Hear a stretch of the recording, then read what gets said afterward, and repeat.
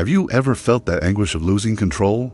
That lump in your throat when everything seems to be falling apart, when people disappoint you, when the world seems to conspire against your peace?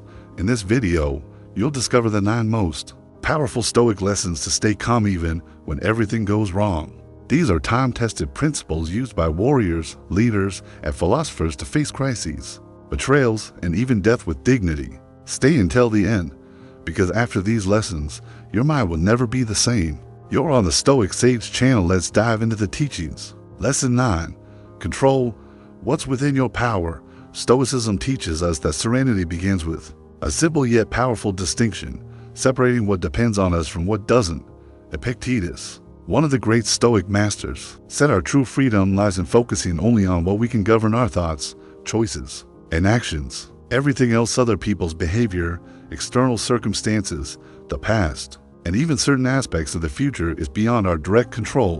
When we internalize this lesson, we realize how much energy we waste trying to control the uncontrollable. The person who gets anxious because it rains on the day of their important event is fighting reality. The Stoic, on the other hand, accepts the rain, adapts their plans, or simply moves forward without complaint. This acceptance isn't passivity, it's emotional intelligence. Daily practice of this philosophy requires constant self-awareness. Whenever you find yourself agitated, frustrated, or angry, pause and ask, is this within my control? If not, take a deep breath and let go. If it is, act with wisdom. This mental discipline, cultivated over time, turns calmness into a natural state no matter what chaos unfolds around you. Lesson 8. Accept the impermanence of things.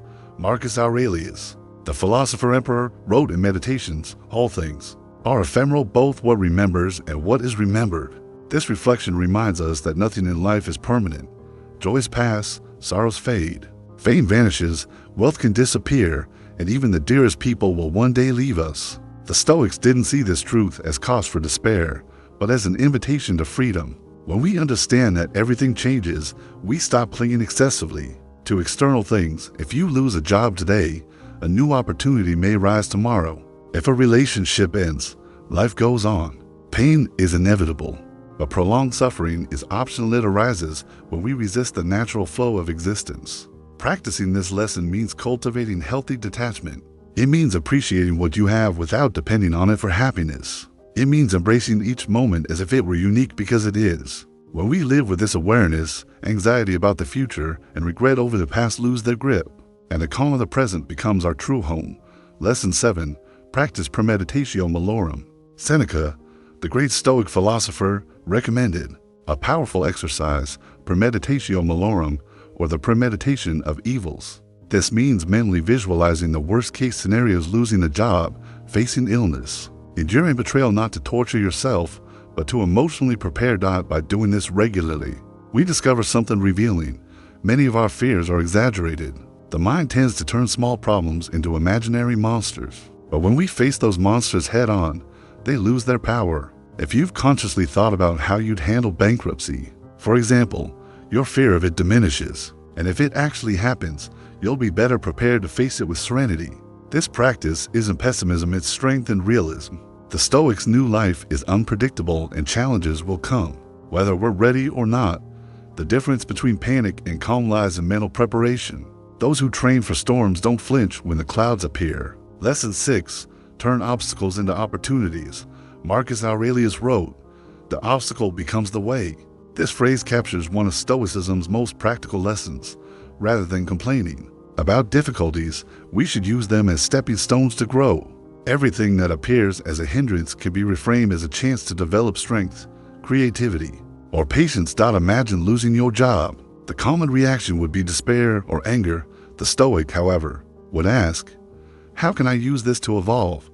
Perhaps it's an opportunity to start a business, learn something new, or find work more aligned with your values. The same applies to criticism. Instead of taking it personally, you can extract valid lessons and improve. This mindset doesn't deny pain, but transcends it. When we stop seeing problems as enemies and start viewing them as teachers, life feels lighter. Calm arises naturally because even in hard times, we know there's learning and growth ahead. Lesson 5. Cultivate virtue above all else. For the Stoics, true happiness doesn't come from wealth, pleasures, or recognition, but from living the four cardinal virtues: wisdom, courage, justice, and self-control. Where we prioritize moral integrity above all else, external circumstances lose their power to unsettle us. If you act with honesty, you need not fear accusations. If you live with moderation, you avoid regretful excess. If you face challenges with courage, you discover an inner strength no adversity can break. Stoic calm isn't the absence of emotion, but the quiet certainty that, no matter what happens, you'll remain steadfast in your principles. This lesson is especially valuable today, in a world that often rewards shortcuts and dubious behavior. Choosing the path of virtue, even when harder in the short term, brings lasting peace, the silent satisfaction of a clean conscience and unshaken character. Lesson 4. Live according to nature. The Stoics believe true wisdom lies in harmony with nature, not just the external world, but our own rational essence. As humans, we're endowed with reason, and denying this leads to imbalance. Acting against our rational nature breeds contradictions, uncontrolled impulses, and regret. Marcus Aurelius often reflected on the universe's natural flow. He observed how seasons change, plants grow and die, and animals follow instinct without question. Humans, however, often resist this flow. We demand things happen our way, on our timeline, but nature follows its own course, fighting it only creates suffering.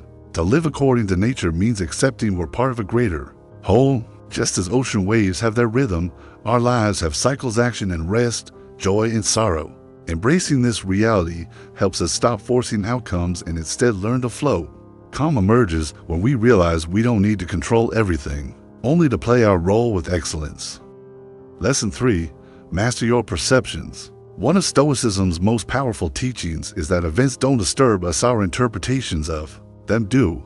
Epictetus said, "Men are disturbed not by things, but by the views they take of them." This means we have the power to choose our reaction to any situation. Imagine being publicly criticized. You could view it as a personal attack and react angrily, or as an opportunity to reflect. Maybe there's truth in the critique, or perhaps the critic is projecting their own insecurities. The event is the same, only perception changes everything. The Stoics practice the discipline of assent, pausing before emotionally reacting, analyzing, then consciously choosing a response. This gap between stimulus and reaction is where our freedom lies. Training this skill reveals how much of our agitation is unnecessary. Calm, then, isn't the absence of challenges, but mastery over how we face them. Lesson 2. Prepare for death. It may seem morbid, but the Stoics considered reflecting on mortality one of life's most liberating practices. Marcus Aurelius wrote, "Don't behave as if you'll live 1,000 years. Seneca added that life is long if used well, but most wasted as if immortal.